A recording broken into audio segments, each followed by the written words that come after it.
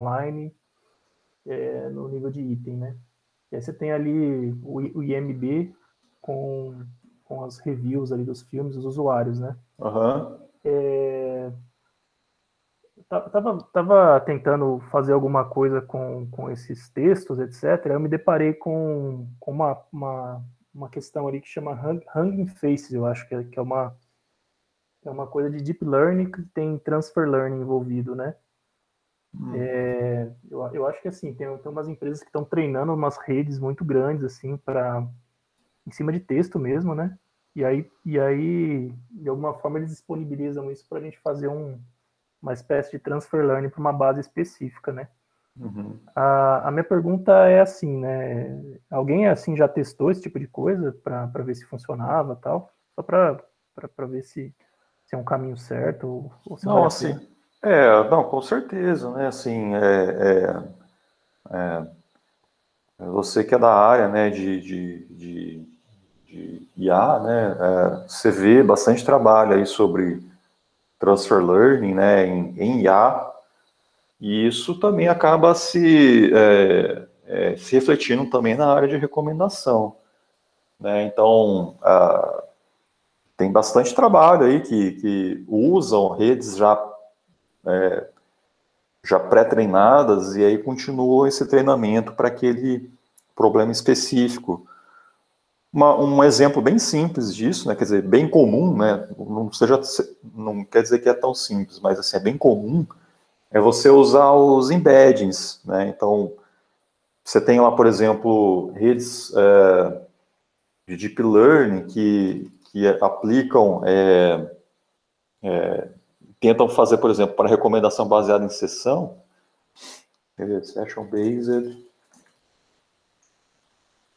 Recommended Systems, né? Então, eles, aqui esse server, tem as técnicas que usam Deep Learning, e aí, assim, muitas vezes eles usam os vetores, né, de cada item, ou se usa texto, usa os vetores das palavras, já tudo pré-treinado, né, e incorpora isso lá na rede neural e continua o treinamento lá do sistema, entende? Então, assim, o que existe na área de IA, né, eles, né, porque assim, são os mesmos pesquisadores, né, então, você tem os especialistas lá em IA, você tem os especialistas em HCI, você tem especialista em, sei lá, né, qualquer outra sub-área aí, né, daí eles falam, vou tentar aplicar o meu conhecimento em IA na área de recomendação. Então, você vê, por exemplo, até mesmo dentro do ICMC, tem lá, por exemplo, tem o André, né, o professor André, que ele é da área de IA. Então, ele tem alunos que desenvolveram, né, arquiteturas de redes neurais lá e aplicaram para recomendação. Até um exemplo aqui, né, a Fernanda, ela é da área de estatística, né, e aí eles estão querendo, né, tem a Fernanda, tem o Lohan, que é um outro aluno lá da professora, né, esqueci o nome dela, Fernanda. Mariana Cunha. Quem? A Mariana Ah, Cunha. Mariana, né, desculpa. Então, assim, eles são da área de estatística e eles estão aplicando modelos lá de estatística para recomendação também. Então, você vê, né? Você vê, sim. Um outro professor que faz isso também é o professor Alneu, né? Eu já participei numa banca do aluno dele e ele é especialista em redes complexas, né? Então, você tem lá os grafos, né? Que eles trabalham lá e eles estavam querendo também aplicar para recomendação, sabe? Então, meio que isso é até interessante você ver, porque parece que a área de recomendação ela é meio que uma aplicação, seria o, o final ali, né, de todo o pipeline, e aí você tem vários caminhos para chegar naquilo, sabe? Então, por isso que até a área ela é bem extensa, né, e você vê aí muitas abordagens diferentes para resolver o problema da recomendação, né? Não sei se é isso que você perguntou. Não, você deu uma boa visão de tudo mesmo. É isso mesmo. Eu até queria mostrar aqui, deixa eu ver se tem alguma... queria mostrar alguma figurinha aqui de... Acho que não vai ter. Professor, esse novo Meeting, ele deixa a tela das pessoas aqui muito grande, aí a sua tela fica pra gente bem pequenininha, se puder...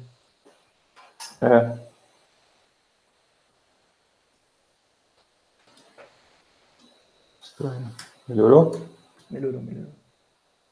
Não, aqui esse artigo aqui ele não tem nada não, mas, por exemplo, esse artigo aqui ele é um survey de recomendação baseada em sessão, né? Então, acho que até mencionei com vocês, né, sobre esse problema, que ele é bem difícil de resolver, né? Você tem, imagina um e-commerce, e nesse e-commerce você tem lá usuários anônimos que vão interagindo, né? Ele entra lá no site, por exemplo, entra lá na Amazon, né? Então, sim, se ele não está logado, né? Então, ele começa a visualizar, busca, né, por um item, aí acessa aquele item, aí o sistema, ele recomenda itens similares àquele, ou próximos itens, próximas páginas que o usuário poderia visitar, né? Então, só que assim, o sistema não sabe nada, né, sobre aquele usuário. Ele só sabe que começou uma sessão nova, e aí ele tem que recomendar coisas naquela sessão. Então, como você não sabe nada sobre aquele usuário, porque ele não logou, né, acaba sendo bem complicado. Então, por exemplo, aqui, só para essa sub-área, tá, de recomendação baseada em sessão, a gente tem sistemas convencionais, que até vocês podem encontrar aqui, né, KNN, tá aqui, tá? Então, a gente já viu de KNN, pode ser aplicado também para recomendação baseada em sessão. Fatores latentes, né, que também vocês já viram.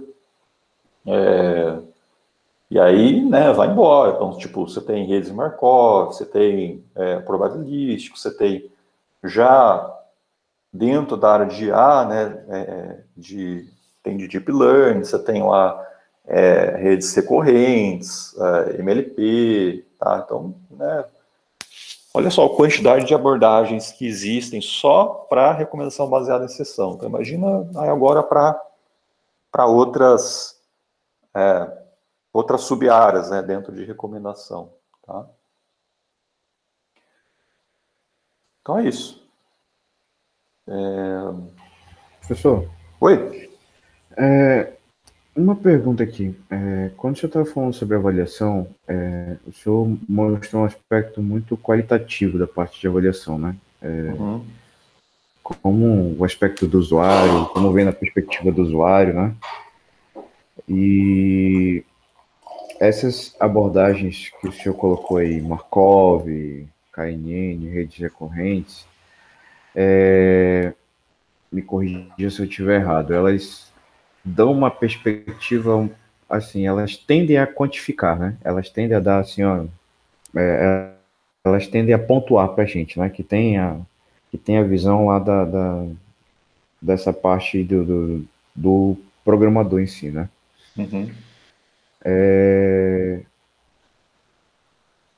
A pergunta seria, qual é a eficiência quando você cruza, né? Quando você está trabalhando aí com a avaliação e quando você cruza com as abordagens? Qual seria, assim, a eficiência? Olha, isso aqui é eficiente, é comprovado, comprovou que é eficiente um KNN com essa abordagem de avaliação, como abordagem de avaliação. Então, quer ver? Deixa eu mostrar um exemplo. Vou tentar responder por meio de um exemplo. Então, vou pegar aqui, vou tentar pegar algum artigo. Quer ver? Vou pegar o meu aqui, vamos ver se eu... um artigo meu aqui.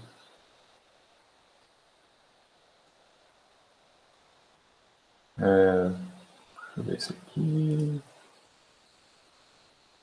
Tá, esse aqui é um artigo que ele...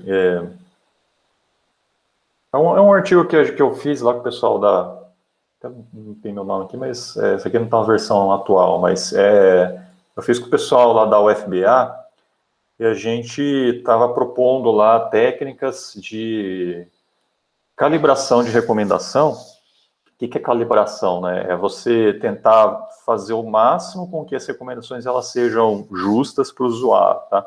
Mas enfim, isso aqui é outro assunto, mas a ideia é tentar propor técnicas que fornecessem recomendações mais adequadas ou mais relacionadas com o perfil do usuário, né? E aí, assim, todo artigo tem, né, uma seção de experimentos, quem está aqui, né, ó, experimentos, né? Então, assim, para esse problema que a gente está, né, que a gente está propondo uma solução, a gente tem que avaliar se aquela solução se ela é boa ou não, se ela melhora o estado da arte, tá? E então, assim, para isso, né, a gente tem que selecionar métricas que vão, né, vai mensurar, então, o quanto que teve essa melhoria, o quanto que desempenhou aquele sistema nosso, tá? Então, por exemplo, para esse artigo aqui, a gente está usando o MAP, que é uma métrica que é o Mean Average Precision, eu até falo, né, nas aulas lá, que está relacionado com a precisão de uma recomendação, né? Então, a primeira coisa é essa daqui, você determinar quais as métricas que você vai usar, e assim, logicamente que essas métricas, elas vão mensurar um determinado aspecto daquele sistema. Então, você pode mensurar a acurácia, e aí o MAP é uma das métricas que permite isso. Você pode mensurar, por exemplo, cobertura. Então, para cobertura, você vai ter uma métrica diferente, né? Surpresa não, né? Mas surpresa até tem, né? Algumas métricas que medem a surpresa, mas tem algumas coisas ali que são um pouco difíceis de fazer, mas enfim, né? Então, assim, você tem as métricas que vão avaliar determinados aspectos do seu sistema, e aí isso você vai determinar ali na hora do teu experimento, né? O que você quer medir. E aí, além das métricas, você também tem os baselines, tá? Quer dizer, esse artigo aqui não foi muito bom para explicar, mas você vai escolher também outros algoritmos do estado da arte que teoricamente tentam resolver aquele mesmo problema que você está querendo resolver, que você está propondo a solução. E aí a ideia é você comparar eles dentro de um mesmo sistema de avaliação, no mesmo ambiente de avaliação, tá? Então aqui, supondo, que não é o caso, mas supondo que nesse artigo aqui a gente está propondo, sei lá, né, uma dessas métricas aqui que está determinada aqui pela curva vermelho, ou roxinha, ou azul. Tá supondo que seja a azulzinha aqui, que é o triângulozinho, né? Não é isso, tá? Mas supondo que seja. Então, você vai avaliar, então, comparativamente, a tua proposta com baselines. Então, supondo que o baseline quadradinho, esse daqui, então você viu aqui que a sua proposta ficou melhor, né? Que ficou acima, né? E melhor também, mais até do que a da bolinha aqui, tá? E isso, né, você vai fazer o mais completo possível. Então, por exemplo, supondo que essa métrica aqui que eu estou propondo seja uma maneira ali de calcular similaridade entre os elementos, né, de um vetor, né. Então, eu vou comparar a minha métrica com outras métricas da literatura, eu vou comparar também com diversos algoritmos também de recomendação. Então, você tem que fazer o mais completo possível, né? Tentar avaliar diferentes aspectos do teu sistema. Então, será que a minha métrica ela ficou boa para o user KNN, ficou boa para o item KNN, né? Então, ficou boa também para outros algoritmos de recomendação, né? Então, assim, você vai mostrar isso no artigo e vai discutir, né? Fala assim, A minha métrica ela ficou melhor que os baselines para o algoritmo X e Y, mas, por exemplo, aqui para o outro algoritmo Z, ela ficou pior para determinados pesos. Então, assim, você vai fazendo essa discussão, tá? Então, sim, respondendo, você tem que determinar primeiro qual que é o objetivo do seu experimento, qual que é o objetivo, o que você quer avaliar, né? Que aspecto do seu sistema você vai avaliar, né? E para isso você tem toda essa metodologia, escolha da base de dados, escolha das métricas de avaliação, configuração, né, dos experimentos, escolha de parâmetros ou hiperparâmetros, né, dos baselines que sejam o mais justo possível, né, e todo esse processo, entende? Então, não sei se foi isso que você perguntou, Leonardo? Sim, sim, é isso mesmo. Tá, então, quer ver, deixa eu até Na tentar verdade, assim, você qualifica depois para quantificar. É isso que o senhor respondeu, né? não, em termos de, assim, você tenta, quantitativamente, você já vai ter, né, porque você vai ter ali a base de dados, tá? Você tenta trazer a parte qualitativa o mais próximo possível do quantitativo, Sim, sim. tá? Então, você tem a base de dados, você tem lá, né, uma base grande, né, de usuários e itens, você vai aplicar lá as métricas da literatura para poder fazer essa avaliação. Então, assim, quantitativamente você tem, né, você já tem, né, uma base grande. Aí, qual que é a ideia? É você tentar formular os seus experimentos, e isso você pode fazer vários pequenos experimentos dentro de uma mesma avaliação, né? Uma única avaliação, você pode ter vários pequenos experimentos, onde cada experimento vai avaliar um determinado aspecto do teu sistema.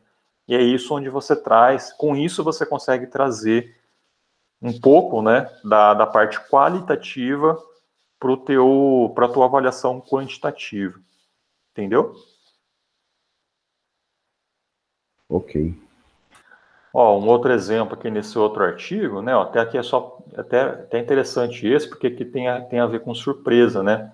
Esse artigo aqui eu fiz em colaboração com o pessoal da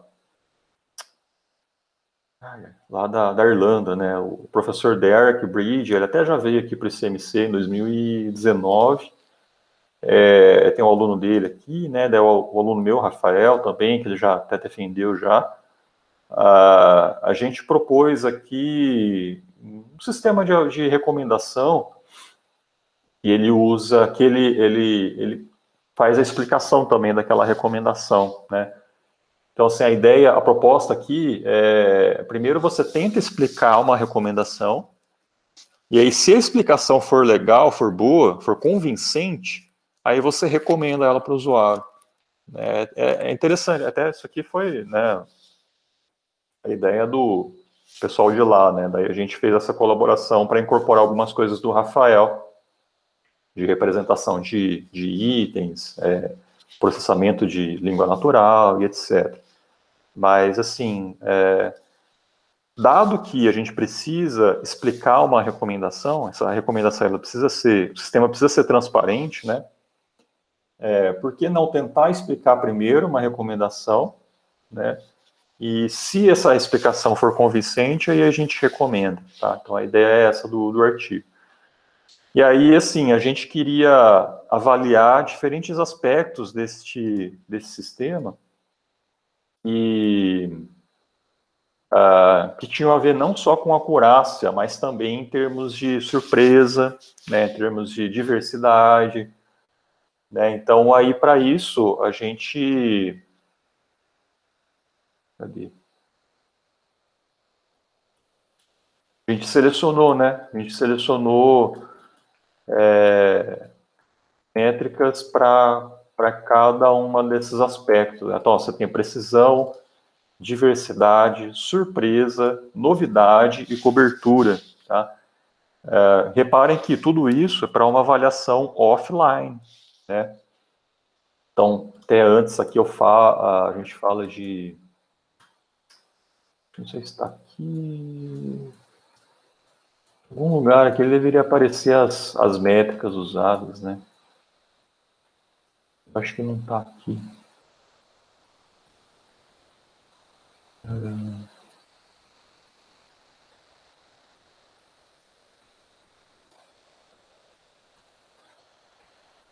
Não tem, eu acho que deve estar referenciando só um outro artigo que tem as métricas. Então, para cada métrica dessa, você tem uma formulinha ali que mede, por exemplo, a diversidade, a surpresa, novidade e cobertura. Então, de novo, né, surpresa, sim, foi o que eu falei, existe um problema aí, né, porque a métrica que avalia a surpresa numa avaliação offline, ela assume que o conhecimento do usuário está sendo representado integralmente pelas avaliações que ele teve no histórico dele. Isso, logicamente, que não é verdade, né?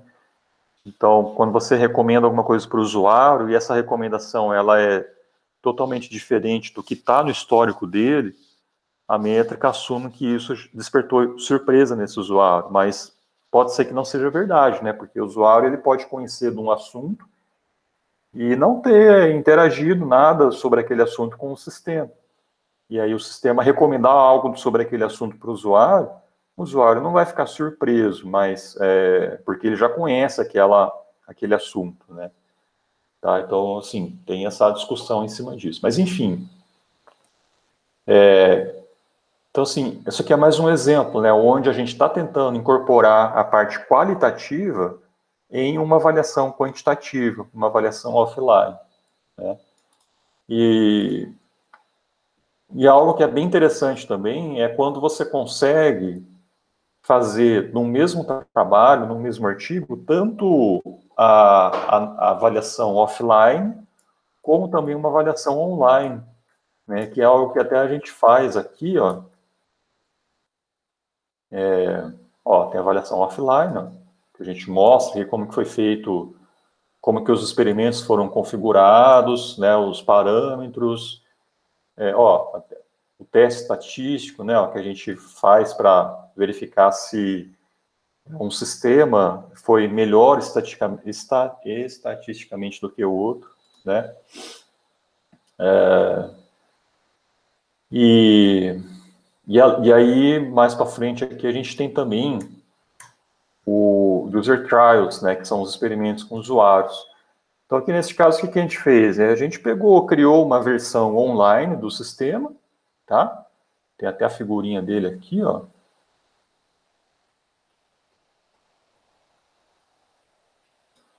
Cadê? Gente, eu estou perdido no artigo, porque ó, ele tem 50 páginas e faz tempo que eu... Aqui, ó. Então, tipo... aqui a gente até mostra aqui nessas figuras como que foi feito esse sistema online para poder avaliar um determinado aspecto daquele sistema, tá? E isso é algo, é um mundo à parte, né? Como que você configura esse sistema para tentar coletar, né, aquela informação que você deseja da avaliação, né?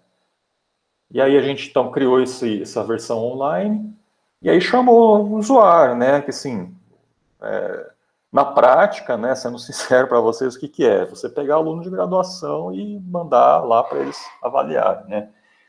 Então, você chama lá a galera, né, pode chamar familiar, pode chamar, né, amigos, e pedem para eles avaliarem, tá? E aí deixa um tempo ali rodando, e aí no final você avalia os resultados, tá? Deixa eu mandar aqui o Rodolfo, né, perguntou. Tá, esse aqui, você quer, Rodolfo, esse aqui? Professor, sim, por favor, esse mesmo. Tá, esse aqui é... Ah, não, desculpa, esse Esse aqui está em avaliação ainda, viu? Esse aqui ainda não, ainda está em avaliação. Mas eu te mando depois por e-mail. Manda um e-mail para mim pedindo, eu te mando. Já mando já. Obrigado. Mas ele ainda está em avaliação. Oi, pode Mande, falar. por favor, também, professor. Mando sim. E é isso. Deixa eu ver o que mais.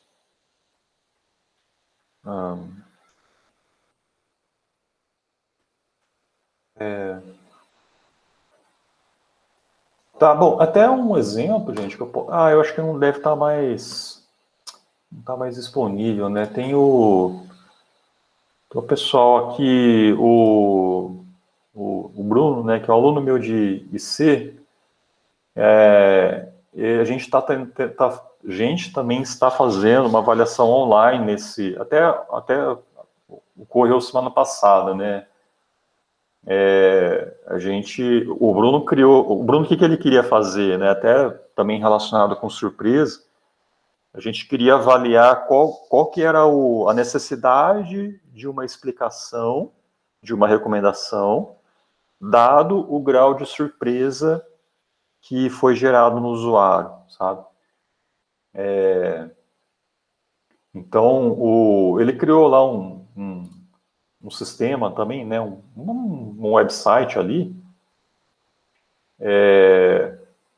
Aqui não vai ter.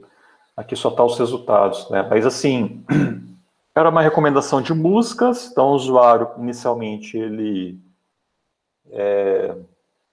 fornecia um conjunto de músicas que ele gostava. Eu queria mostrar as figurinhas, acho que seria bem legal mostrar. Onde que eu acho, hein?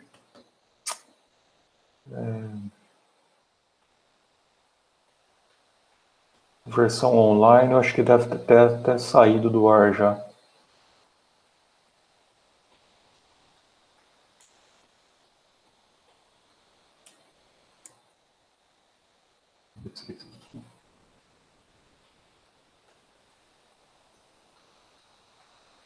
Ó, isso aqui foi o que foi gerado após o período de avaliação, né? Então, por exemplo, vocês não estão enxergando, né? Nem eu estou enxergando isso aqui. Deixa eu aumentar a fonte. Onde que aumenta a fonte?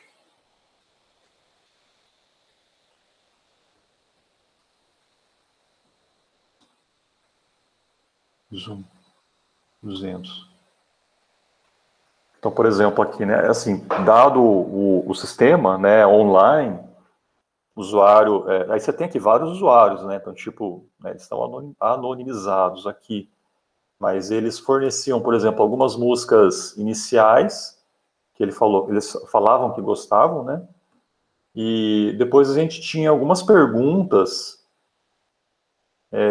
que a gente perguntava, tipo assim, daí a gente fornecia a recomendação, e aí depois a gente perguntava para ele assim, o que você achou dessa recomendação, ou qual que foi a surpresa, né? Perguntas nesse sentido, né? Você ficou surpreso com a recomendação? Você após ter visto as explicações sobre essa recomendação, você se interessou mais por essa música? Você pretende ouvir essa música nos próximos dias? Então, perguntas nesse sentido, sabe? E essas perguntas, elas precisam ser, né, bem específicas para poder coletar sem margem de dúvidas ou sem qualquer tipo de interferência, né, aquela informação que você precisa, né? Então, e aí então, essas perguntas devem ser elaboradas de uma maneira bem cuidadosa, tá? Até rolou, assim, a gente até teve um problema aqui nesse estudo, né, com o Bruno, que depois de ter coletado lá, tipo, né, um monte de avaliação, não sei se chegou a ser 140, mas se foi bastante gente, né, que participou desse estudo. Aí depois que a gente já tinha coletado tudo isso, que ele viu lá que ele estava esquecendo de armazenar um log lá de um clique que o usuário iria dar numa explicação, sabe? Então, putz, aí já ferrou tudo, né? Porque a gente tinha várias hipóteses de pesquisa que a gente estava querendo avaliar, né?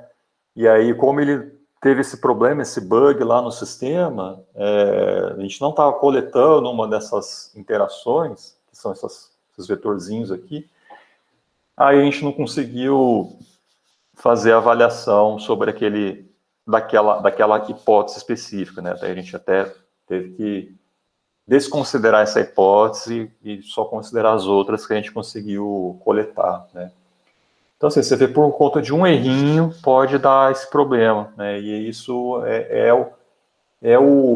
a principal dificuldade de você fazer avaliações online ou avaliações com usuários, né? Porque é muito esforço, né? Você tem que chamar pessoas, tem que esperar ali as pessoas avaliarem. Então é um processo bem demorado e bem complicado, né? E assim, você não consegue repetir, né?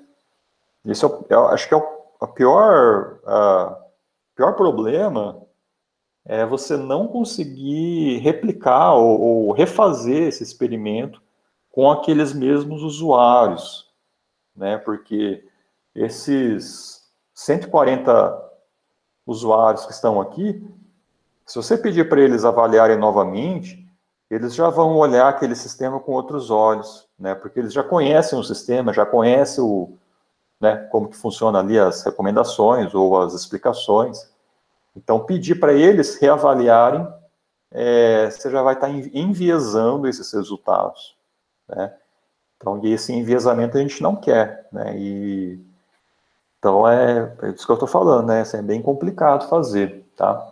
E é por isso que tem uma maior galera, um monte de gente que tenta o máximo possível fazer os experimentos offline, tá? Então, até tem aqui ó, as 3 hipóteses, né, que a gente estava querendo avaliar. Aí, então, tipo assim, a hipótese 1, beleza, a gente consegue, mas a hipótese 2 não, porque teve aquele problema. A hipótese 3 a gente viu que não funciona, né? Então, coisas assim, daí a gente vai, depois que coleta esses resultados, vai vendo o que tem e vai tentando avaliar, né? Tá? Beleza, gente?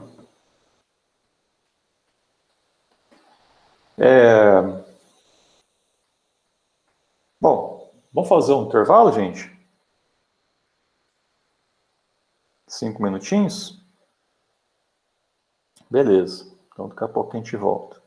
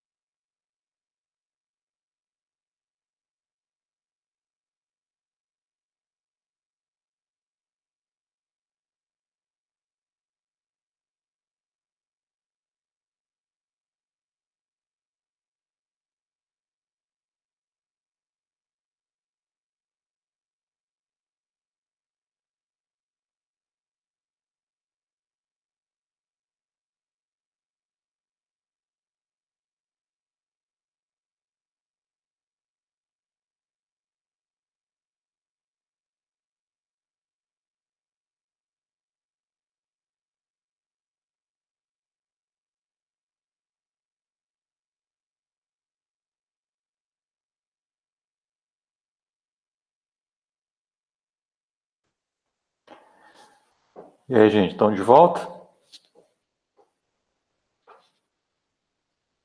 Sim. Sim. Sim. Sim. Beleza. Bom, então, gente, o que eu queria falar um pouquinho também para vocês, mas assim, relacionados com avaliação offline, eu já até mencionei, né, alguns problemas que existem, por exemplo, quando eu falei lá da avaliar surpresa, né? Então, você tem um problema ali que não tem como resolver, a não ser que você faça, né, uma avaliação online, né, um estudo com o usuário, mas caso contrário, com uma avaliação offline, você tem aquele problema e você assume que aquele problema existe, você fica ciente, né, que aquele problema existe e bola para frente, né, e aí você tenta avaliar mesmo tendo esse problema, porque teoricamente você vai comparar o teu sistema com o outro sistema e ambos os sistemas vão ter esse problema associado. Então, assim, mesmo com o problema, você pode comparar o desempenho de um sistema A com o sistema B, tá? É o caso, por exemplo, de surpresa. Então, surpresa ali você tem um problema de que a métrica, ela assume que o usuário tem um conhecimento e esse conhecimento está representado pelo conjunto de treinamento, né, o histórico daquele usuário do conjunto de treinamento, e então assume isso e aí vai calcular a surpresa com base nisso, né. Aí existe também um problema relacionado com acurácia, com avaliação offline, né, e assim, para acurácia, é super comum a gente ter avaliação offline. E mesmo assim, mesmo com um problema, né? Então, assim, mesmo com um problema, o pessoal usa e usa bastante, né? Então, no caso da acurácia, eu estou dizendo isso, né, em termos mais nessa parte aqui de avaliação do ranking, tá? Então, deixa eu voltar um pouquinho, né, falar a diferença entre fazer avaliação de notas e avaliação de ranking. Quando chegar nessa parte de avaliação de ranking, eu volto a falar desse problema, né? Então, no caso das notas, é exatamente isso que vocês estão fazendo no Kaggle. Então, né, o sistema tem ali um conjunto de triplas, usuário, item e a nota, tá? Então, essas três colunas aqui, ó, iniciais, elas é o que vai estar lá no conjunto de teste, né? E aí o teu sistema, com base no conjunto de treinamento, ele vai calcular uma predição para aquele par. Então, o seu sistema vai receber um ID do usuário, um ID do item, e ele vai calcular a predição. Então, essa predição pode ser, por exemplo, 4,5, e aí você vai comparar essa predição com a nota real, tá? Como que é feita essa comparação? Tá? Então, aí você tem as métricas que, né, são bem aceitas, vamos dizer assim, para esse tipo de avaliação de erro, que seria o RMSE, né, que é o Root Mean Square Error, que é essa daqui, essa formulinha aqui, e tem o MAI também, que é o Mean Absolute Error, tá? Então, basicamente, a primeira, você tem lá, faz a nota real menos a predita, eleva ao quadrado, né, e aí você soma todas essas subtrações elevadas ao quadrado, depois normaliza pela quantidade de predições, e depois tira a raiz, tá? E o MAI é simplesmente fazer um somatório ali dessas diferenças, do módulo dessas diferenças, né? Porque aqui, como você não está elevando ao quadrado, então pode dar valor negativo, então por isso que eu pego o módulo, tá? Porque não importa se a nota predita, ela está meio ponto abaixo ou meio ponto acima da nota real, tá? Então, o que importa é a diferença. E aí depois normaliza. Então, calculando, e aqui esse exemplo é mais para comparar tanto o RMSE quanto o MAI. Então, o RMSE aqui é mais para exemplificar que o RMSE é uma métrica mais rigorosa, vamos dizer assim. Ela vai potencializar as maiores diferenças entre nota real e predito. Então, por isso que quando você leva aqui ao quadrado, né, se essa diferença aqui ela for maior, então, elevando ao quadrado vai ser maior ainda, né? Então, você vai estar potencializando aquelas diferenças maiores entre nota real e predito. E aí, com isso, o valor, né, do RMSE vai ser muito maior do que o do MAI. O valor não, né? A variação, né, do RMSE vai ser muito maior, tá? Variação não, né? O decaimento dela quando você tem notas preditas muito diferentes das reais, tá? Então, ela vai ter um valor muito mais alto lá, né? A amplitude vai ser muito mais alta, né? Então, assim, para predição de notas, é bem simples a avaliação. Então, tipo, é simplesmente calcular a predição, né? Adivinhar uma nota e calcular com a real. Só que é muito limitado isso. Por quê? Porque você está apenas avaliando a predição. E o que você quer, na verdade, como que... Bom, supondo que você tem um sistema que ele é muito bom para calcular predições, né, a quantidade de estrelinhas que o usuário vai dar para um filme. Beleza, né? Se você tiver um sistema muito bom, é só uma parte, né? Depois você precisa ainda recomendar isso para o usuário. Então, você vai recomendar os filmes que têm a quantidade máxima de estrelinhas? Bom, se você fizer isso, vai virar... quer dizer, supondo que você tenha de 1000 filmes, 500 filmes foi predito como 5 estrelas. Como que você ordena esses 500 filmes que são 5 estrelas para esse usuário? Né? Então, é um problema grande. Né? Como que você seleciona ali, tipo, 10 desses 500 para apresentar na lista de recomendação para o usuário, tá? Então, esse esquema aí de predição de avaliações foi muito usado na época lá do Netflix Prize. Hoje em dia tem um ou outro trabalho que faz isso, mas é um pouco mais raro, né? É mais comum agora a gente ter avaliações do tipo, avaliar o ranking mesmo das recomendações, tá? Bom, e aí então, no caso do ranqueamento, o que a gente vai fazer, né? A gente vai ter que construir um conjunto verdade. O que é esse conjunto verdade? Você vai meio que selecionar determinadas... primeiro, né, você tem o histórico ali do usuário, você tem todos os itens que o usuário avaliou lá no conjunto de dados, tá?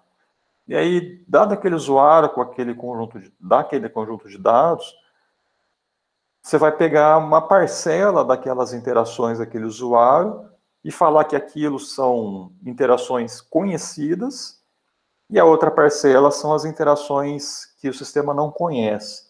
E essa parcela que o sistema não conhece, a gente chama isso de conjunto verdade. Tá?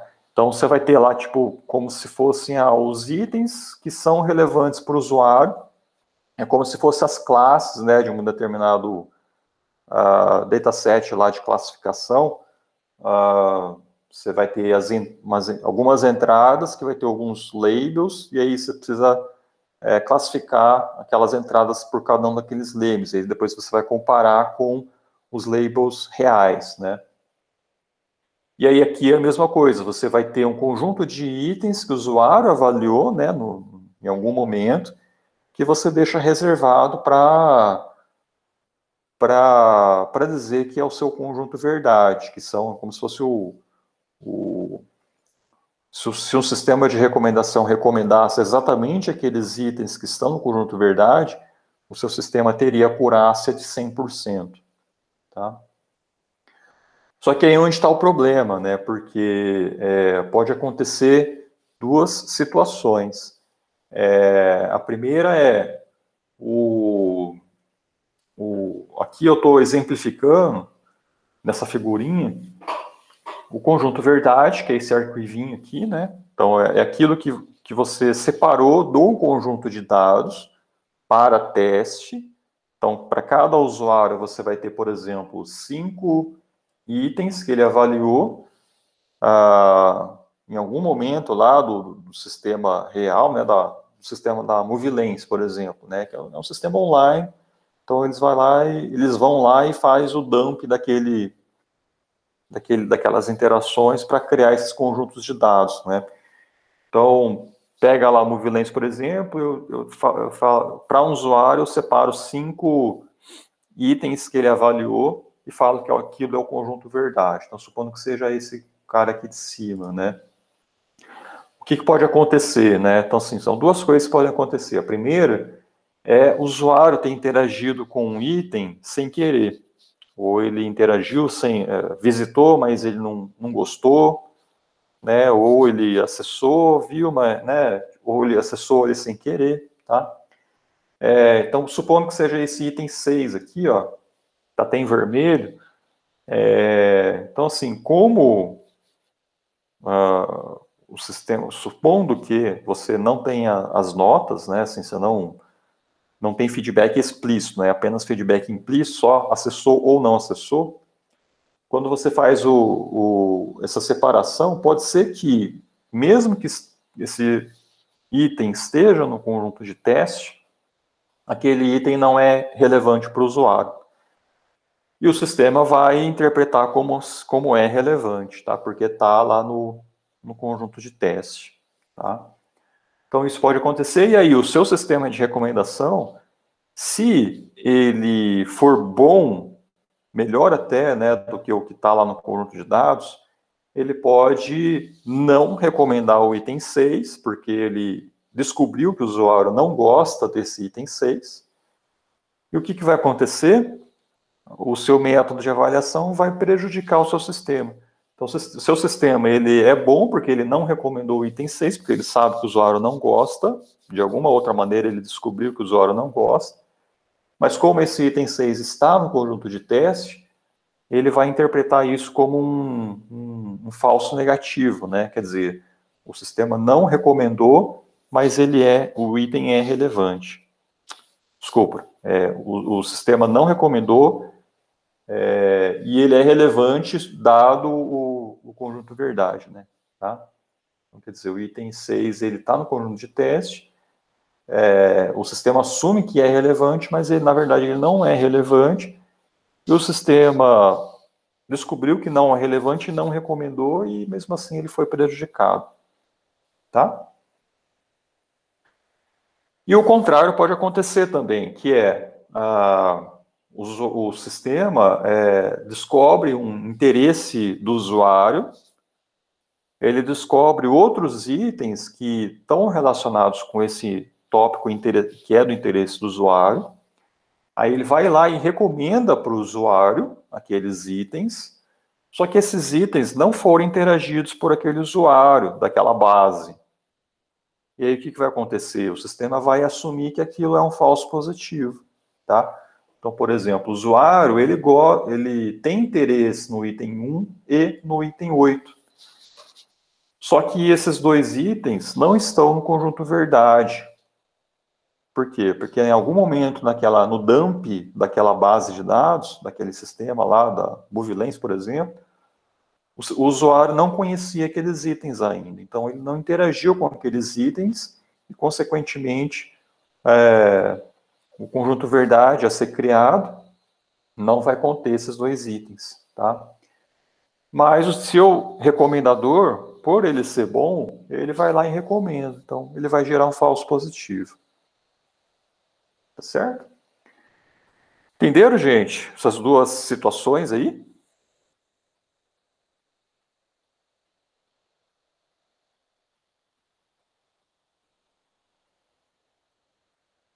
Alô? Sim, entendi, professor.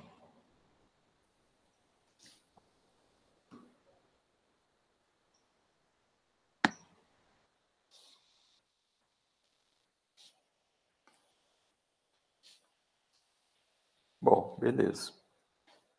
Então, ó, bom, e aí, sim, mesmo com esses problemas, gente, a gente ainda né, assume que, beleza, tem problema, mas mesmo assim vamos levar adiante, tá? E aí, assim, como esses problemas vão ocorrer com a tua proposta que você está avaliando, como também para os baselines que você está comparando, então, assim, mesmo assim, comparativamente, você vai meio que anular, né, esses problemas e vai analisar apenas a porcentagem de melhoria, né, de um sistema em relação ao outro, tá? Então, mesmo assim, mesmo tendo esse problema, isso acaba sendo feito, né? Bom, e aí, dado o conjunto verdade, você tem as métricas de precisão, né, revocação, tá? Eu vou passar isso daqui então, que já está explicado nos vídeos, né? Mas são as métricas, né, de avaliação, que são métricas que tem não só na área de recomendação, mas em outras áreas também, né? Classificação, até recuperação de informação, tá? Então são métricas bem conhecidas aí. E aí a gente pode aplicar elas, tá? E aí aqui essa tabelinha, ela é bem interessante, porque ela compara a avaliação offline com uma avaliação online, né? E aí essa avaliação online, você pode ser tanto em termos de estudo com o usuário, ou também em termos de avaliação online mesmo, tipo teste AB, né? Tá?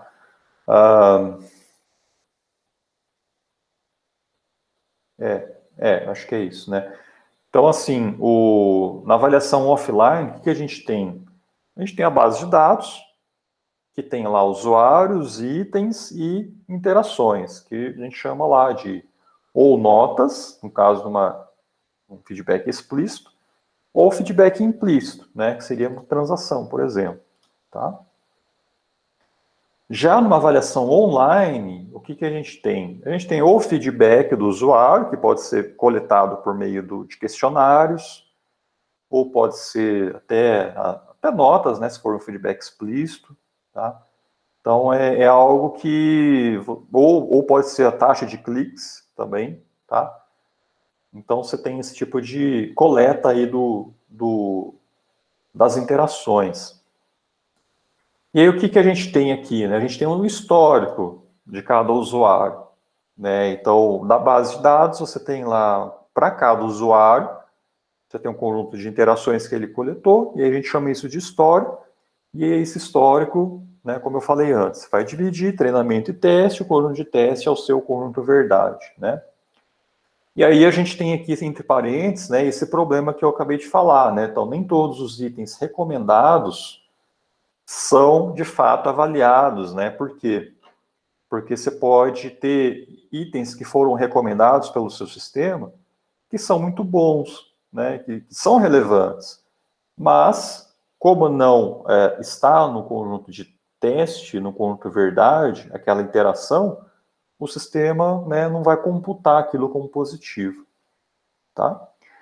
Os timestamps podem ser usados nesse ranqueamento, não no ranqueamento, Fernanda, mas assim, pode ser usado na divisão, né, entre treinamento e teste. Isso é bem comum você fazer, né, do tipo...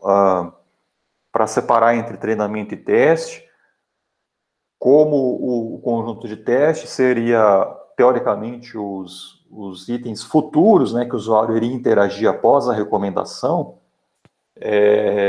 você pode considerar a informação temporal, sim. Tá? Daí, quer dizer, o que vai ser usado como conjunto verdade são itens, são interações que ocorreram após as anteriores, né, que está lá no conjunto de treinamento. Isso para evitar, por exemplo, mudança de gosto, né? Então pode ser que o usuário, em um momento, ele gosta de uma coisa, mas, sei lá, daqui a um mês ele gosta de outra coisa. Então, daí para você poder ter esse progresso, né, nas preferências dele, você pode considerar os timestamps, tá? E aí, no caso da avaliação online, o que a gente tem? Tem interação ao vivo, quer dizer, você não tem o histórico desse usuário é criado ali na hora, né? Então, até eu mostrei ali o exemplo do Bruno, né, do aluno meu. O que a gente faz? A gente tem uma tela inicial, eu até tentei abrir aqui o site, mas ele tirou do ar, né? A gente tem uma tela inicial lá do experimento que fala assim, selecione aqui algumas músicas que você gosta, né? Então, daí o usuário vai lá, né, vai clicando, né, então, tipo, ele escolhe lá, tipo, Led Zeppelin, enfim, as músicas que ele mais gosta, e aí isso é interpretado como histórico desse usuário, tá? E além disso, as recomendações também são avaliadas, todas as recomendações são avaliadas. Então, por exemplo, o sistema vai gerar uma recomendação para esse usuário, né? Aí depois você vai perguntar o que você achou dessa recomendação, o que isso despertou em você, qual foi o seu grau de surpresa nessa recomendação. Então, para cada recomendação você avalia, né? Por quê? Porque você não tem um conjunto verdade desse usuário, né? Ele está ali participando do estudo, você pode perguntar para ele. Então, para cada recomendação você pergunta o que ele achou, tá? Então, aqui todos os itens recomendados são avaliados. Aí, ó, notas de itens não avaliados são desconhecidas, tá? Então, quer dizer o quê? Que se o usuário não interagiu com um item, pode ser que o usuário não interagiu porque ele não conhecia aquele item, tá? Mas o sistema de avaliação offline vai interpretar aquilo como um item não relevante, tá? Que é aquela suposição que eu falei antes, né? Então, o usuário tende a avaliar apenas itens relevantes, né? Então, é isso que eu mostrei aqui em cima, né? Ó, naquela figurinha, que é se o usuário interagiu, assume-se que é relevante. E isso tem essas duas implicações que eu falei antes, né? O usuário interagiu, mas ele foi uma interação não prazerosa para ele, mesmo assim é interpretado como relevante. O usuário não interagiu, então é interpretado como não relevante, mesmo se o usuário não interagiu porque ele desconhece aquele item. Tá? E aqui, ó, notas de itens relevantes e não relevantes, que não foram recomendados, são desconhecidos. O que quer dizer isso? Quer dizer que, numa experimentação online que você faz com um usuário real, você só vai coletar informações daquilo que você pergunta para aquele usuário. Então, se você tem um item que é relevante, ou um item até mesmo que não é relevante, você só vai saber se aquilo é ou não relevante se você perguntar para o usuário, tá? Então, você consegue avaliar apenas aquilo que é de fato exposto para aquele usuário, tá? Então, isso acaba sendo até legal, importante isso, né? Isso é bom, né? Porque evita de você ter algo nisso daqui, né? Tipo, um item que você não recomendou para ele, ou que ele não avaliou, você interpretar que aquilo é não relevante, tá? Que ocorre na offline, né? Então, na online, somente aquilo que é recomendado que você realmente avalia, tá? E aí você interpreta como desconhecido aquilo que não foi perguntado, que o usuário não forneceu nenhum feedback, tá? Bom, e aí aqui, né, essa questão aqui dos verdade positivo, falso negativo, verdade positivo, essas coisas aqui, eu até exemplifico aqui embaixo, né, quando eu mostro, tipo, a precisão, né, se você considera compara, né, a recomendação com o que está no conjunto verdade e a recomendação com o que o usuário de fato gosta, né, assumindo que esse cenário aqui de baixo, supondo que a gente consiga implementar ele, né? Assim, a gente não consegue implementar isso no sistema offline, mas supondo que a gente conseguisse, eu mostro aqui que a precisão varia, né? Entre uma coisa e outra, tá? Então, na verdade, o que você vai ter é isso, porque o que você tem é o conjunto verdade, dada essa recomendação, né? Mas a realidade, quer dizer, aquilo que o usuário realmente vai assimilar, né, com aquela recomendação, vai ser isso aqui daqui de baixo, tá?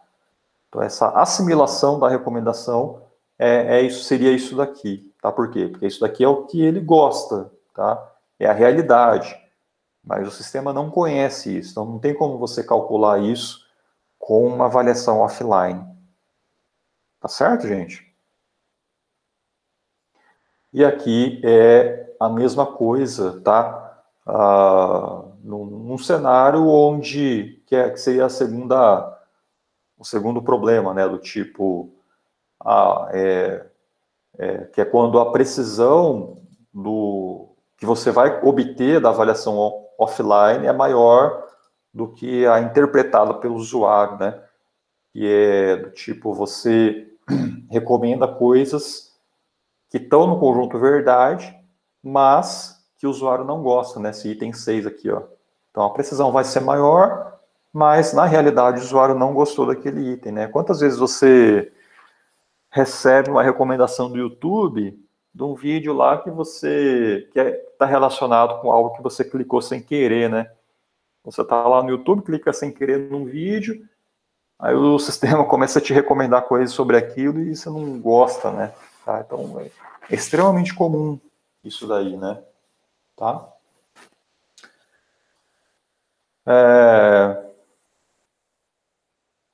Tá, então por isso que precisão e revocação pode variar, tá? Numa avaliação offline.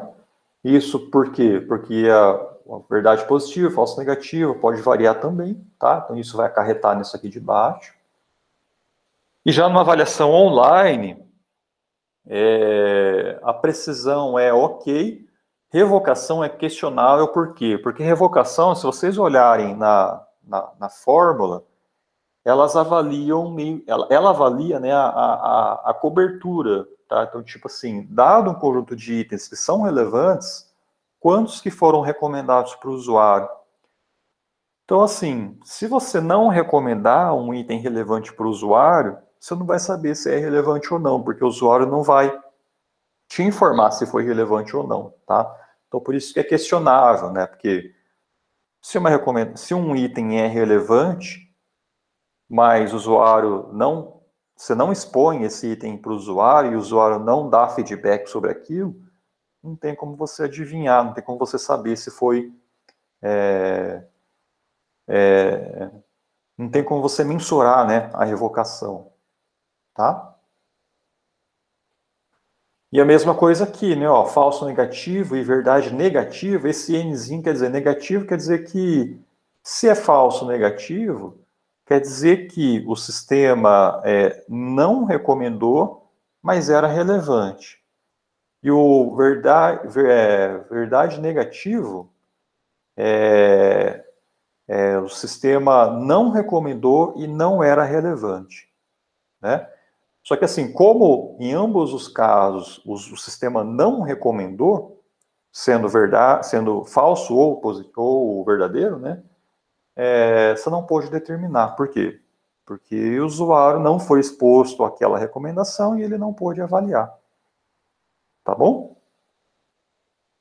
Entenderam, gente?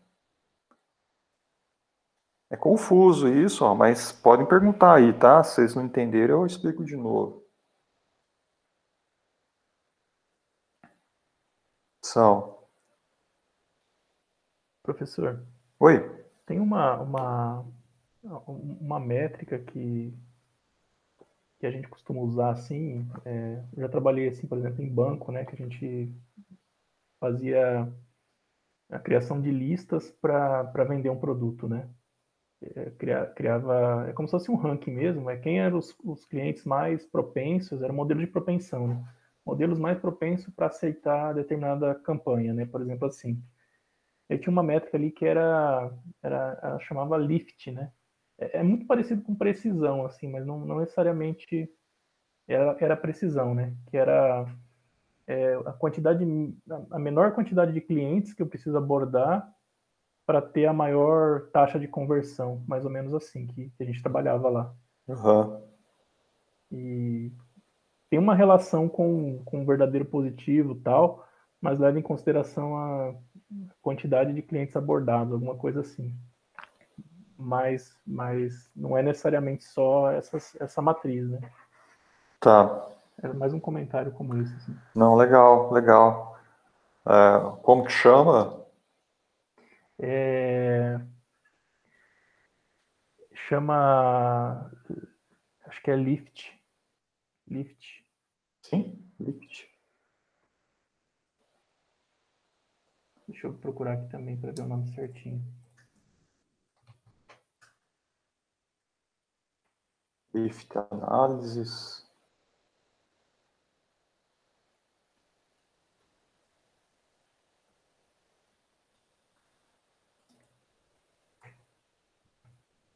Será que é isso aqui?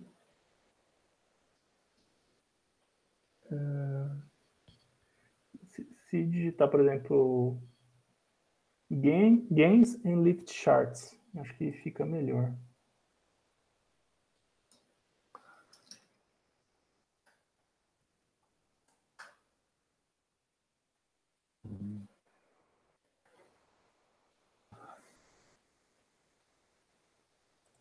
Porque, por exemplo, tem essa primeira curvinha ali, né?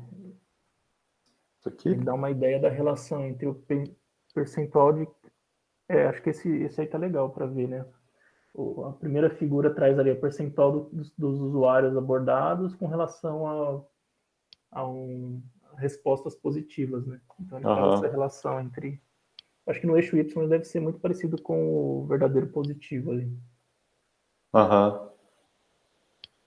Legal. Não conhecia não. Depois eu vou dar uma olhada melhor. É E legal. o gráfico de baixo, Isso aqui? ele dá uma ideia assim, né? De tipo assim, a vermelha, a linha vermelha é se você abordasse aleatoriamente as pessoas, né? Tipo Aham. assim, a chance da pessoa aceitar é a taxa média da aceitação daquele item, né? E aí, só que se Uhum. você cria um ranqueamento, você aborda os primeiros dessa lista e você tem uma conversão ou uma aceitação, sei lá, tantas vezes melhor. Nesse caso aí, umas 4, 5 vezes maior. Aham. Legal, legal. A gente usa Bacana. muito isso na prática lá para fazer essas campanhas de marketing e tal. Aham. Nossa, tem até aqui, ó, as formulinhas aqui, né? Tá vendo? É uma relação de. É. Não, legal. Depois eu vou ver. Interessante. Legal, valeu. Ô, professor, valeu.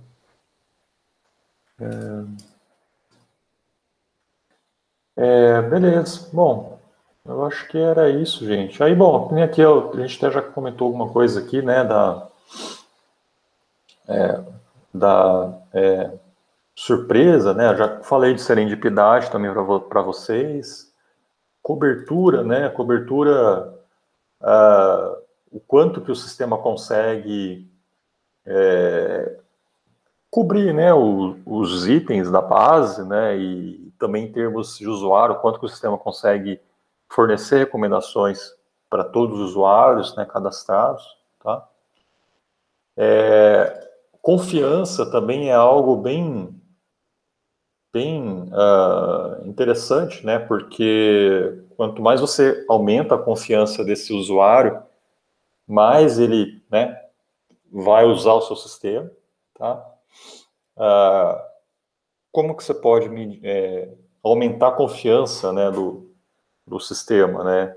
Primeiro, né, tentando fornecer recomendações melhores, mas além disso, né, um mecanismo que a gente tem usado bastante são as explicações. Então, se você recebe uma recomendação, uma explicação sobre o que, porquê daquela recomendação, o usuário fica mais confiável, né, com aquela recomendação e pode acatar, né, aquilo lá, tá? A novidade também é a capacidade do sistema recomendar itens desconhecidos e relevantes, tá? Na verdade, aqui até acaba gerando uma confusão com a serendipidade, né? Porque novidade, gente, é diferente de surpresa, tá? Até o exemplo, eu mostro um exemplo aqui, né? Tipo, o usuário ele gosta de comida japonesa e o sistema recomenda um novo restaurante japonês. Então, quer dizer, é uma recomendação.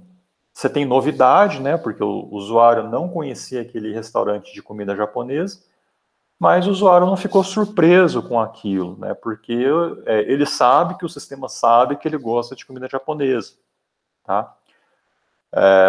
Então, assim, tem novidade, mas não tem surpresa, né? E ao passo que se o usuário gosta de comida japonesa e o sistema de alguma maneira interpreta que comida japonesa tem a ver com comida chinesa, por exemplo, ou comida, sei lá, exótica, né, tipo tailandesa, e o sistema recomenda aquilo e o usuário gosta, aí sim, né, é serendipidade, né, então quer dizer, tem novidade e além da novidade a recomendação não foi óbvia, né, e aí sim, você tem essa questão da surpresa, né, tá? Então,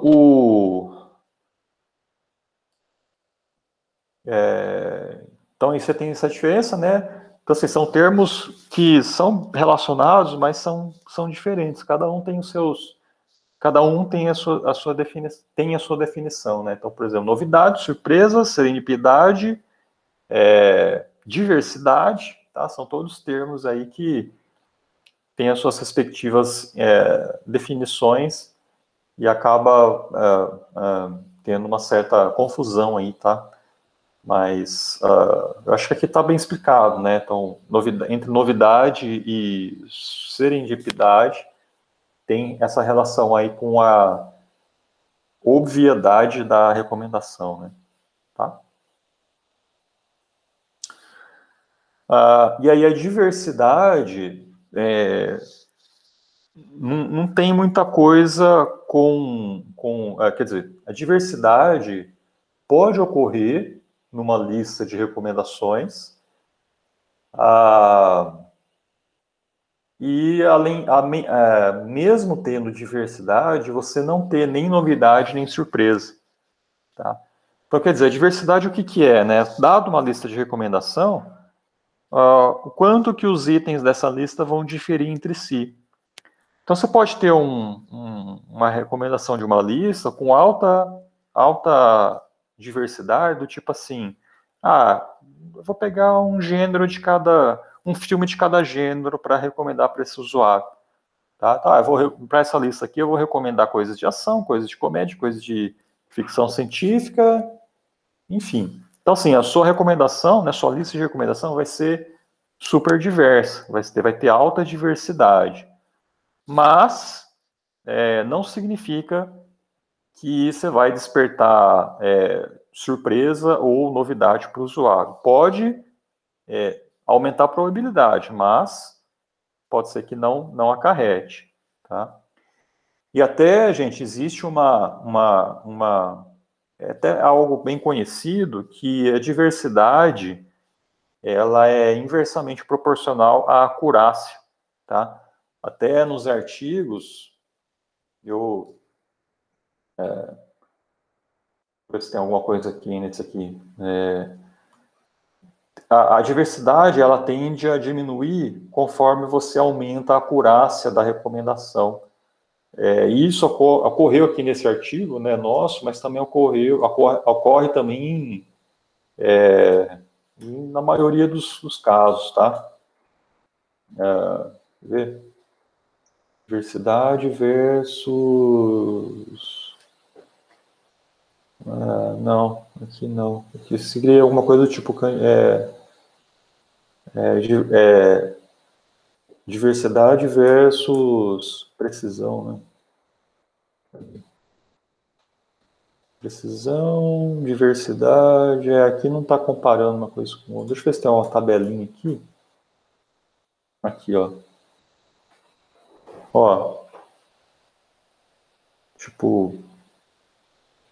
não sei se vai ficar muito claro isso, né? Mas... vou pegar aqui, ó, tipo... 0,014 de precisão. Aqui está igual, né? Deixa eu pegar essa aqui, ó, o WNB, que é uma das técnicas, né? Então, você teve aí 0,03 de precisão e 0,90 de diversidade. Aí aqui, você diminuiu a precisão, mas aumentou a diversidade, tá? Então, tipo, enquanto que essa daqui caiu, né? Precisão caiu, ó, a mesma técnica, mas aqui acho que foi de acordo com outros parâmetros, né? Então, aqui você diminuiu a precisão, mas aumentou a diversidade. Aqui foi ao contrário, tá? Por que isso, né? Porque você forneceu uma recomendação com mais diversidade para o usuário, o que pode acontecer, né? O sistema ele vai estar tão focado em diversificar as recomendações que, assim, essas recomendações elas podem ser relevantes para o usuário, mas por você estar fazendo uma avaliação offline, num conjunto verdade, você pode ser que não tenha aquelas recomendações mais diversificadas. Aí, com isso, você vai gerar falso positivo. Tá? Ao passo que, o contrário, né, quer dizer, se você tenta melhorar o máximo possível a acurácia, quer dizer que você vai tentar recomendar coisas que estão no conjunto verdade, de acordo com o histórico, né? E aí as recomendações elas vão estar focadas num determinado assunto. Então você vai aumentar a acurácia, mas por outro lado você vai diminuir a diversidade. Tá? Então existe aí essa relação, né, entre diversidade e acurácia que é bastante comum, tá? Até existem, né, estudos que tentam melhorar a diversidade mantendo ou até tentando melhorar junto, né, a acurácia, tá? Então tem estudos que tentam fazer isso e é um problema em aberto, tá legal? Bom, aí outros aspectos que assim, não são tão comuns de você ver em artigos, né, em avaliação, mas existem, né? Você pode também querer fazer esse tipo de avaliação, que é, por exemplo, a robustez ou estabilidade do sistema. Então, isso aqui é mais assim, para termos mais para quem vai de fato incorporar isso num sistema real, né, num sistema em produção, né? Então, o quanto que o sistema é estável contra ataques de usuários mal intencionados, né? E até mesmo em termos de estabilidade,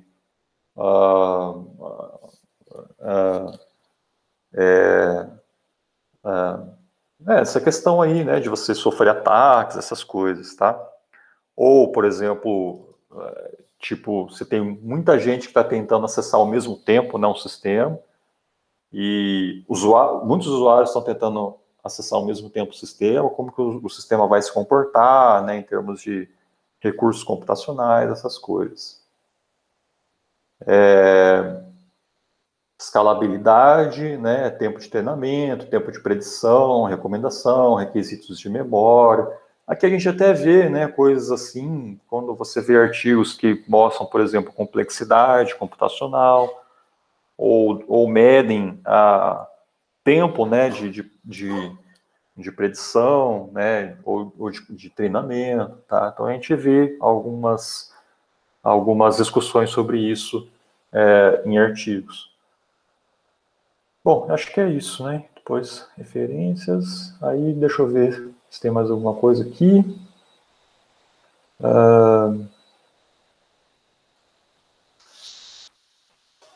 É, é isso aí, Leonardo. Tem bastante coisa mesmo, né? Tem bastante detalhes aí. Então, mas assim, algo que é na prática, gente, o que que é, o que que é feito, né? A gente,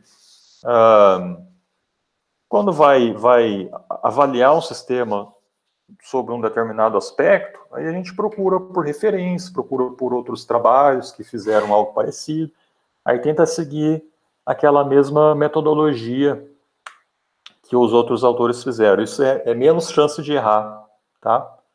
E isso e acaba sendo até melhor visto, né, por revisores, né, porque você está seguindo uma metodologia de outros pesquisadores que já utilizaram e já foram avaliados por outros revisores, né?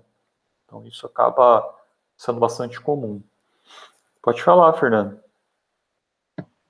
Eu já vi um aspecto que era personalização, que seria você não recomendar, quando é alta personalização, você recomenda diferentes itens para diferentes usuários. Mas eu não pesquisei muito a fundo de como ela é medida e como ela é feita, assim, para comparar. Medir a personalização. É. Eu não sei, porque assim, personalização é o que a gente faz, né? Quando tem um sistema de recomendação, é o que a gente faz, né? A gente tenta personalizar o conteúdo para o usuário.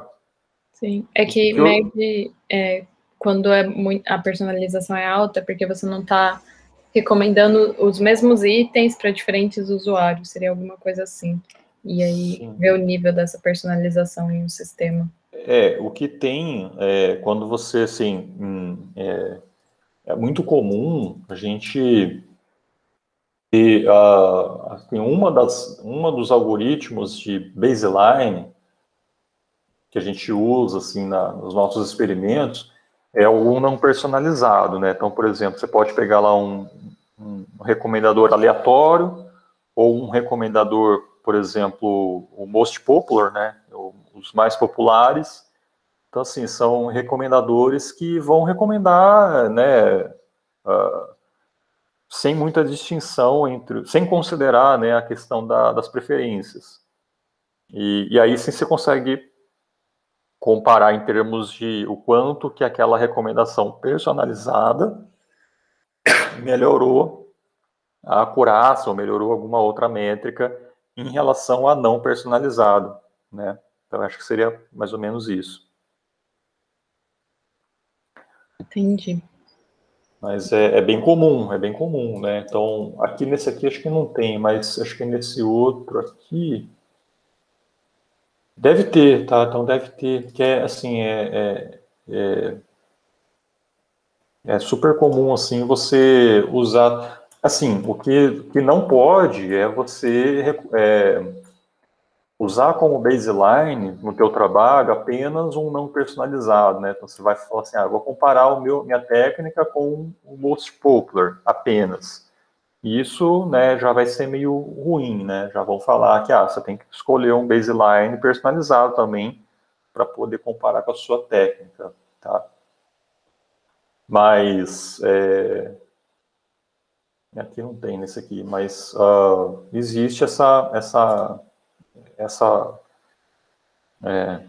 comparar, né, com baselines simples e também baselines mais atuais para poder colocar ali a tua técnica meio que comparativamente, né, com outros trabalhos, tá?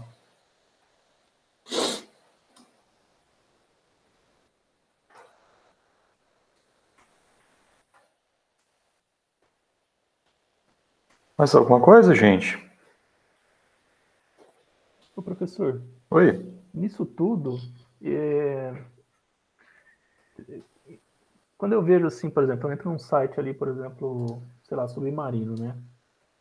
É uma área não logada, então, assim, provavelmente eles não devem ter muita informação sobre mim.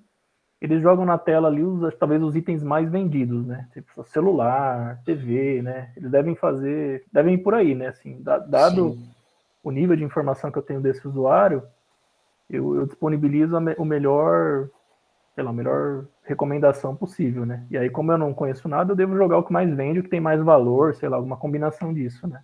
sim.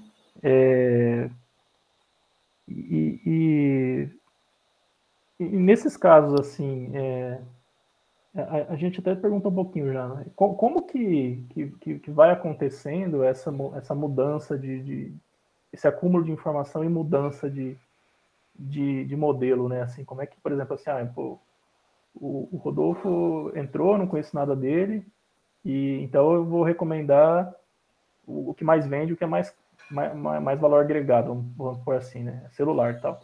Aí eu vou lá, faço um cadastro e compro um tênis, sei lá. Eu compro um tênis. Uma das coisas que eu observo é assim, mesmo eu comprando tênis, a plataforma geralmente me sugere tênis na próxima vez que eu entrar, né? Assim, meio que não identificou que eu comprei esse produto, tá? Mas acho que é uma coisa de processo mais do que recomendação aí, né? Assim, tem muita coisa envolvida, né? Porque você pode não ter logado, mas tem os cookies também daquele site que fica guardado, né? Mesmo sem você saber, né? Então, tipo, e esses cookies, sabe o que é cookie, né? Sei, sei. Então, aí, tipo, você interagiu ali, aí até, tipo, já aconteceu com você assim, do tipo, você ter pesquisado alguma coisa no site, aí você vai em outro site, aí ele te recomenda aquilo que você viu no outro site, sabe? Sim, sim. Tipo, né, lá no... Ah, você pesquisa alguma coisa no Mercado Livre, aí depois você entra no Facebook e aparece no Facebook lá uma propaganda do Mercado Livre. Sim, sim. Né? Então, assim, são os cookies, né, que ficam ali gravados no teu computador e aí o sistema usa isso para recomendar coisas personalizadas, né? Mas é isso que você falou, né? Quando você não sabe nada, não tem nada mesmo, até você pode, né, criar, usar no teu navegador aqui, né? Deve ter algum lugar aqui para você não compartilhar, né? Ou não permitir gravar cookies ou coisa assim, né? Mas quando o sistema não sabe nada, é isso que você falou, né? Ele começa a recomendar coisas populares, coisas que, né, outros usuários estão vendo, estão comprando. E aí, assim, isso que você perguntou, né, de falar a partir de quando o sistema começa a recomendar coisas personalizadas, né? Isso aí, assim, depende, né? Depende da abordagem, né? Então, tem sistemas que vão tentar, com o mínimo de informação, com um item que você já avaliou, ele já começa a recomendar coisas sobre aquilo, né? Enfim, assim, eu não saberia dizer assim exatamente, acho que não tem uma resposta única para isso, né? Eu acho que cada site aí vai ter a sua estratégia, né? Eles devem atuar muito na tentativa e erro, né, professor? Eles vão tentando ver o que vai convertendo mais e vai adaptando, né? É, Assim. é, assim como tudo, né? Tudo, né? Até a gente na pesquisa a gente Vai assim também. vai nisso, né?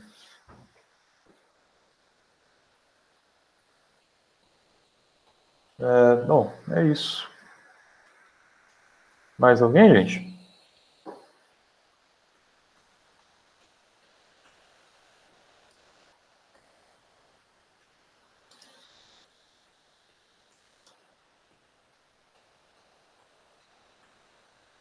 Beleza. Então tá bom, gente, acho que é isso. Então, pode finalizar aqui. Aí só vendo aqui, né, o próximo conteúdo, que é sobre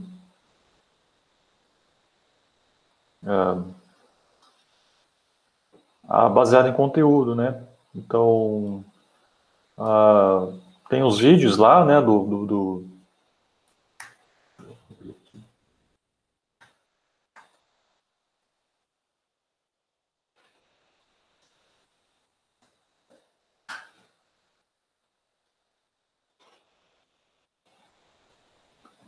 Então, aqui a gente tem aqui a playlist, recomendação.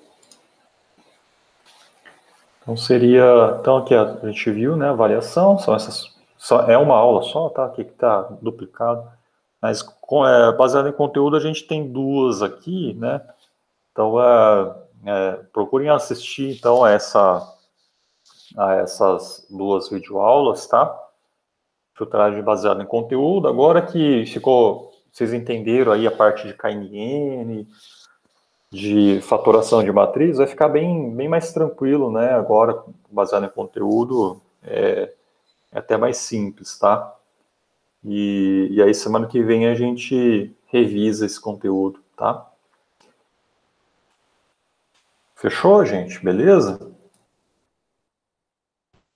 Pelo professor. Fechou.